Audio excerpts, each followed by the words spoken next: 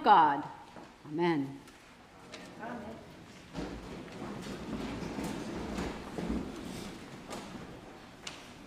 Which commandment is the first of all? Asked the scribe. Hear, O Israel, you shall love the Lord your God with all your soul, with all your heart, with all your mind, and with all your strength. And the second is like unto it, you shall love your neighbor as yourself. For those of us of a certain age, especially who grew up in the Episcopal Church, these words are etched in our religious DNA. Even today, they are regularly in our Rite One Eucharist. They're in the penitential order at any time, especially during Lent. We get them a lot. They're part of the Christian liturgical traditions everywhere. And if you are Jewish, even more so. They are part of a twice daily prayer called the Shema. Biblically speaking, the origin of the text is Deuteronomy and Leviticus, from Moses and Exodus and the Ten Commandments. Hear, O Israel. They begin, Hear, O Israel, which loosely translated basically means, listen up. Pay attention. This is the most important thing, not just for religion, but for life. This matters. The scribe who questioned Jesus understood this. And the response from Jesus to him was, yes, you've got this. You're not far from the realm of God. Listen up. That's the message of the text for us today. But how in the heck do we get not far from the realm of God? Because personally, as much as I've heard and prayed this prayer and know it to be true, I also know how far I am from measuring up to its calling. Not even close. Love the Lord your God with all your heart and soul and mind. Yes, we say the prayers. I sing the songs. I go to church. After all, I'm supposed to go to church. I thank God for creation. Sometimes bargain with God and argue with God. There's a relationship there, but the totality of loving and being in God with heart and soul and mind, elusive. Now, I don't think I'm alone in this. And thankfully, the scribe's encounter with Jesus doesn't end with the first and great commandment, but continues, as we know, with the second, like unto the first, just like the first one. So listen up. Love your neighbor as yourself. Love your neighbor. Love yourself. That's how we live into that commandment. Which, in fact, if we're honest, could be even harder. At least in the day-to-day, real life terms. Many of you know our now former presiding bishop of the Episcopal Church, Michael Curry. Yesterday, his term of 9 years ended. He handed over the crozier to the newly elected presiding bishop, Sean Rowe. There was a service at the Episcopal Church Center in New York. Maybe you saw it. It's certainly on YouTube now for later. But Michael Curry, if you've ever heard him preach even once, no matter what the biblical text was, you know that behind that text is the one we have today. And it's going to end up in the sermon. Something like this. Love God. Love your neighbor. And then he would go on. Love your neighbor, in that rising voice. Your neighbor, the one next door. The one across the country. The one across the world. Love your neighbor, the one who looks like you or thinks like you, and the one who doesn't. The one who worships like you, and the one who doesn't. Okay, Michael, some of us who worked with him would occasionally say, we get it. He was having none of it. He goes on. Oh no, he says, there's more. Love your neighbor. The ones who vote like you and the ones who don't. The one who loves like you and the ones who don't. Love your neighbors, whoever and wherever they are. He would remind us of that.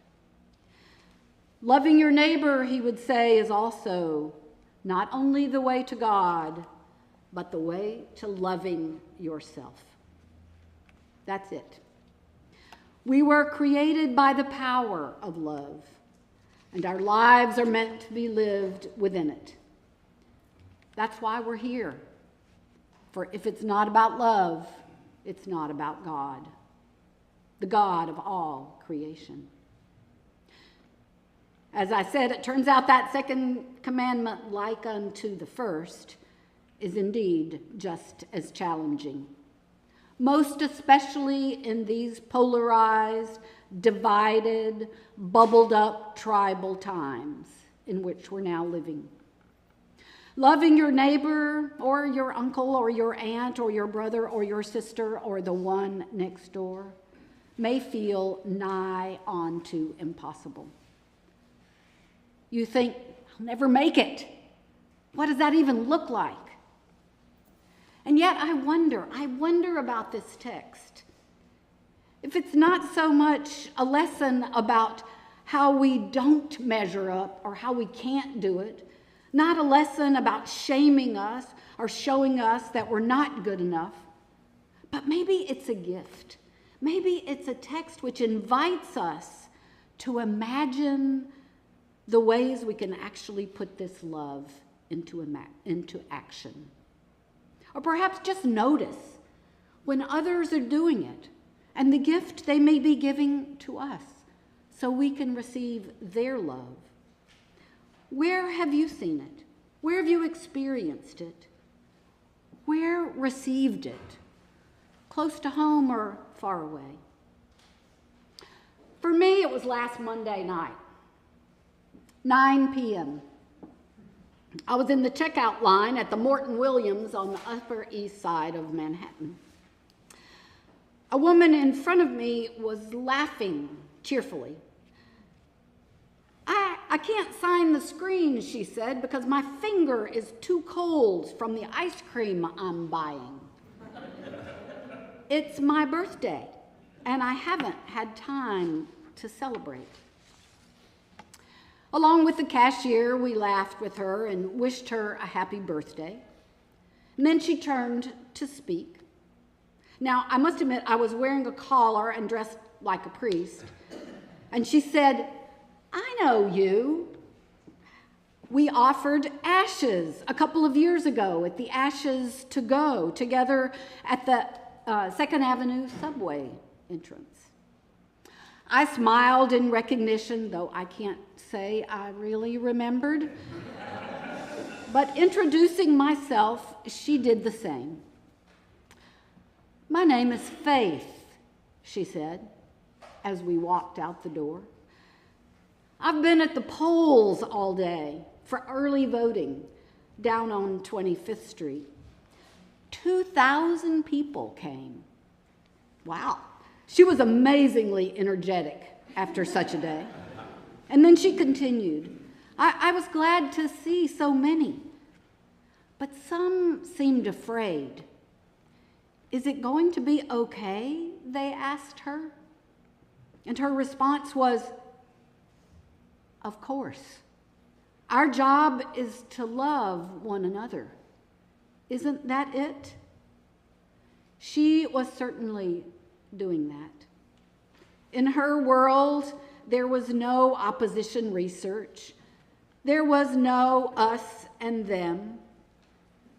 There was just love in action. But that wasn't even the end of her story.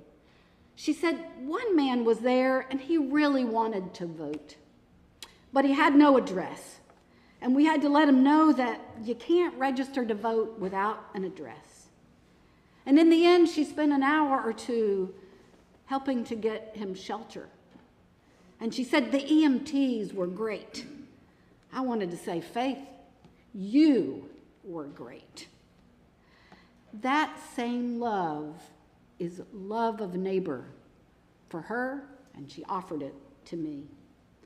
That same love was shown today in the story of the widow, Naomi, who decided to return to her homeland in Judah, and her daughter-in-law, Ruth, would not let her go alone.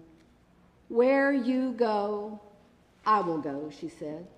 "Far away, maybe from my people and my land, I will stay with you." It's shown amid the stories of destruction and bombing in Gaza and Israel. The story of two journalists, one Muslim, one Jewish, who became friends and were able to talk across differences and now have a documentary they're showing called No Other Land. In the U.S., this neighbor love is shown in the coalition of Jews and Christians and Muslims who have joined together in solidarity to say, we refuse to be enemies. And together are responding to anti-Semitism, anti-Islamic bias, and other things in our own country by forming groups called Faith Over Fear. Closer home to Rye, love of neighbor is in our youth group, Young People's Grant-Making Project. I'm not sure if I have the initials right, Tyler, but he's going to tell us about it even more after church today. YGP. Thank you so much. Yes. So they're giving money for nonprofit groups in Portchester and are doing, I think, amazing work of love of neighbor. These are what you might call big love projects. But loving your neighbor is also as everyday as having a conversation. Connecting with those easy to love and those not so easy. Or just listening. Listening to that other who might need an ear and who might hear you when you need it.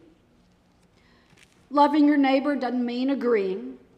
It means preserving the relationship in some way and remaining as authentic as we are. It's meant to be a mutual thing, but of course there are no guarantees, and it isn't easy, especially when your neighbor may not be much interested. And yet, there we are.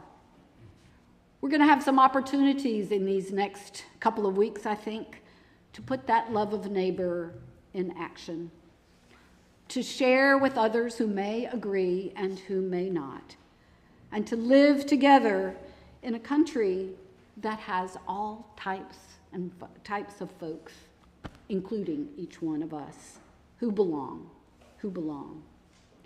And so perhaps the text of this day is one that could be repeated over and over again, maybe even twice, like our Jewish neighbors.